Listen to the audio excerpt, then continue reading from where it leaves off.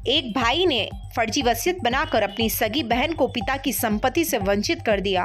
पिता का निधन होने के पश्चात इस फर्जी वसीयत के आधार पर उनकी भूमि पर कुछ भूमाफियाओं के प्रयास से सुख सुंदर टावर के नाम से कॉम्प्लेक्स बना दिया गया। इसी प्रकार से न्यायालय को भी धोखे में रखकर बेटे भूपेंद्र जोशी द्वारा अपने पिता सुंदर जोशी की संपत्ति हड़पने के उद्देश्य से 7 अन्य व्यक्तियों को विक्रय भी कर दिया गया। इस प्रकरण में बेटी रेणु जोशी ने न्यायालय में पक्षकार बनने के लिए प्रार्थना पत्र प्रस्तुत किया। रेणु जोशी ने बताया कि तीसरी संतान होने पर पिता की संपत्ति में उसका विधिक अधिकार निहित है।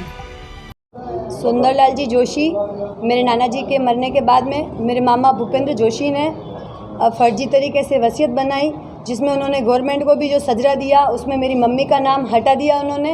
और उसके बाद जात प्रॉपर्टी को हड़पने के लिए मेरी मासियों ने वापस मेरे मामा के ऊपर दावा किया। उन्होंने भी एक गवर्नमेंट को सजरा दिया जिसमें भी मेरी मम्मी का कहीं कोई नाम नहीं है। तो सिर्फ पैसों के लिए मेरी माँ के वजूद को उन्होंने ख़त्म कर दिया है। तो ये लड़ाई पैसों की नहीं होके और मान सम्मान की ज़्यादा रही है, क्योंकि इस तरह से आप गवर्नमेंट को और सब लोगों को आप गुमराह करके अगर ऐसे फर्जी वसीयत करके और एक बहन को, सगी बहन को अगर आप बहिष्कृत करते हो तो ये कहीं कहीं आत्मसम्मान को ख़त्म करने वाली बात है।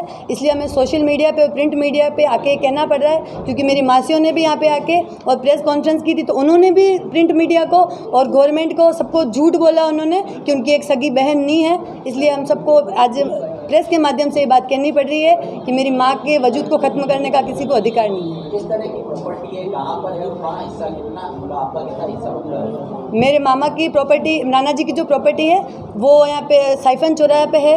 उसके बाद में बड़ी हॉस्पिटल है, वहाँ पे भी एक बाड़ी है हमारे नाना जी की।